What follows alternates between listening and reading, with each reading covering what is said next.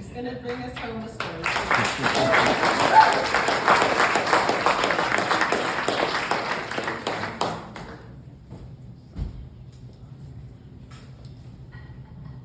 So this story is for anybody that has loved ones that have substance abuse.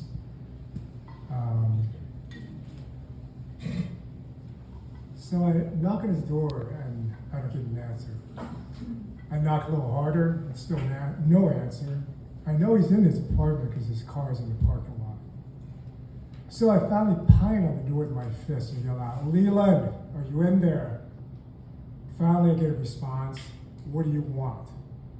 I said, "Your friends have been calling me. You haven't been answering your phone for the last 2 days. They're worried about you. I'm worried about you." He replies, "I'm fine." "Come to the door, Leland. Open the door." He says, "No, I'm fine. Okay, leave me alone." I know him well enough to leave him alone. So you would think a father would be happy to hear that his son's alive after people are worried and warn you that he may not be. But there's anger in my voice, and there's anger in me. So how do you get here? How do you get to be angry that your son is there, still alive? Well, this has been going on for about 10 years, even longer maybe, and he's relapsed again. And I am really at my emotional end. But you know, you learn, and they tell you, be patient, it's a long journey. Relapse is part of rehab.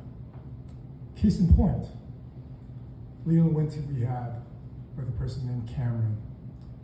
And like all people I've went through rehab with, they develop a close bond. Cameron went home after this month-long inpatient rehab from Atlanta to, I think it was Oklahoma. Well, within the first half year, Cameron relapsed again. His parents flipped out on him, told him to go upstairs, pack your bags, because we're taking you to the airport, you're going back to rehab. Cameron went upstairs, but he didn't come back down with his bags. He came down with a pistol, and in front of his mom and dad, he shot himself and killed himself. Talk about the ultimate fuck you, mom and dad. Yeah, it's an ugly disease. It destroys people's characters, it rips families apart, and the bottom line with all this stuff that my son was doing is death. So, I don't think I was ready for anything in my life. I moved to the States when I was 8, not knowing one word of English. I certainly wasn't ready for my marriage. I certainly wasn't ready for my first job. And I wasn't ready for being a father. But like everything else that I'm sure all of you have done, you just step up to the plate and just do the best you can. By no means was I ever ready to be a father of a drug addict. So so my son Leland is in his 40s, and he's a gifted athlete. He played Division I tennis, and he's much smarter than his old man. His issues with drugs started when he went off to college.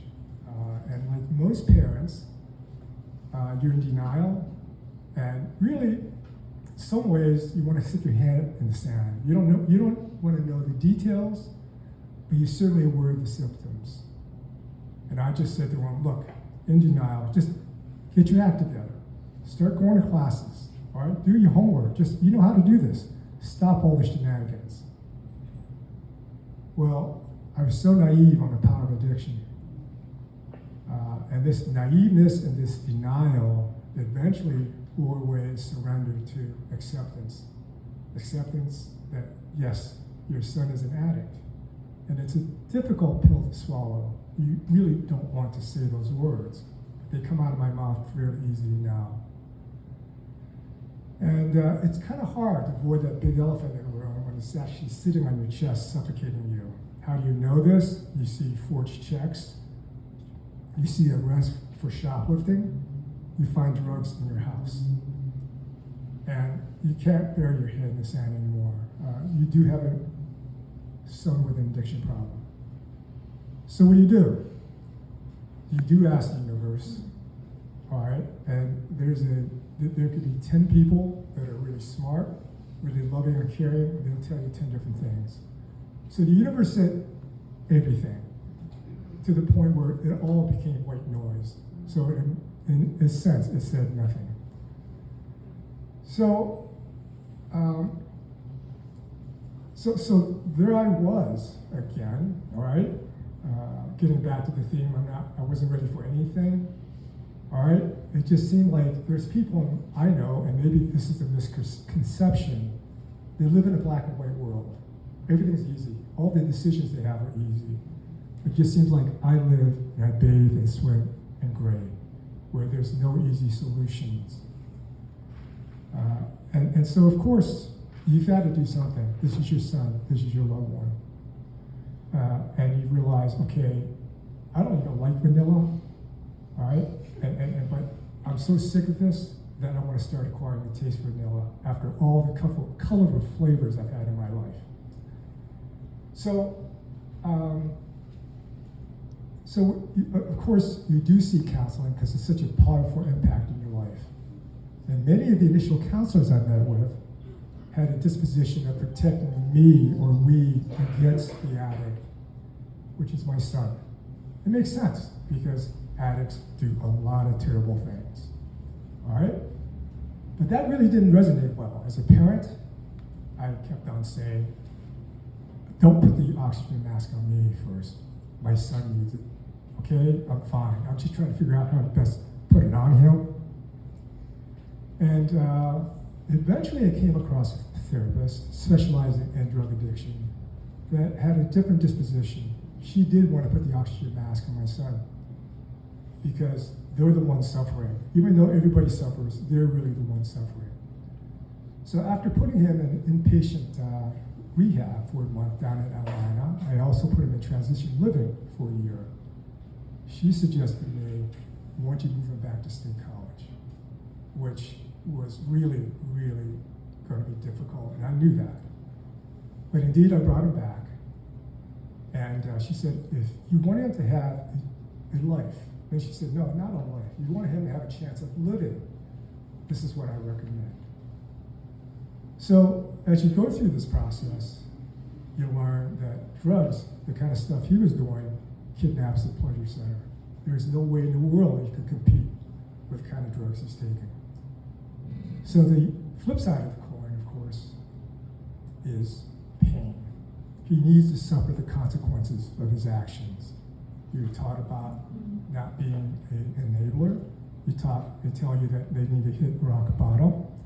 And from all these negative consequences, maybe then they can combat this addiction process. Well, that's all easier said than done. How many of you out there as parents can actually deny your child entry into your house when they're out there broke, hungry, cold? It's just almost impossible to do. How do you give them oxygen, but then not give them oxygen at a time in their life where they're really in danger? So let's go back to that time I was in front of his apartment knocking on his door. I don't know how many times I knocked on his door, how many days in a row, how many weeks. It's all kind of a blur to me. There's been so many relapses. I'm not even sure what you call it when they're clean. It seems like there's a continuous relapse, and I'm sure that's not really what went on. During one of these periods, he called me, and he said, Dad, I'm in the driveway in my car. So I look out there, indeed he was out there. I said, what's up? He wanted to move back into the house. He was scared for himself. His relapses were so bad, he was scared for his own life. He wanted to make sure there was somebody there all the time to check on him. So what would I do? To my surprise, it wasn't even a difficult decision. I immediately said to him, no, Leland. And it was strange because that totally caught me off guard. And I wasn't angry, which I think caught him off guard and caught myself off guard. He and I have a nice anger cycle that we go through. So I told him, look, Leland, I just don't have it in me anymore. I don't have it in me anymore to check on you every day to see if you're fucking alive or not. I just don't have it in me anymore. if you're going to make it through this thing and come out the other side alive, it's up to you now. I can't deal with this anymore. I'm sorry. So he's been clean now for about 4 or 5 years. So just like this storytelling, we all love a happy ending. And really it was a throw of the dice. I really didn't tell him no for his sake, thinking that would save him somehow. It was all about what I needed to do. He could have perished, like 11 of his friends that he knows that he's gone through drug rehab with. So really, it's just, again, the throw of the dice. But the story, it's not a happy ending yet. He's taught, I'm taught, they're always in recovery. So it's an ongoing process. Now, instead of going day by day, or week by week, or month by month, I'm a bit calmer. I don't go, oh shit, now what? When he calls me on the phone. I'm actually happy to answer the phone at times. Like I said, it's an ongoing story. Everything's going well now. So as a wrap up to this story, about 3 weeks ago, Leland and I actually had a bonding experience I didn't think I would ever have with him. I went through 10 days of hell with a kidney stone. And 10 days of painkillers. And when it finally cleared, he asked me, Dad, have you gone through withdrawals from the painkillers yet? I said, no. I was only on them for about 10 days. I'm not an addict. Sure enough, the next 4 days were just hell. And I went through all the symptoms that he told me I would feel. And so the person that guided the person that was using and going through withdrawals was my son. Go figure.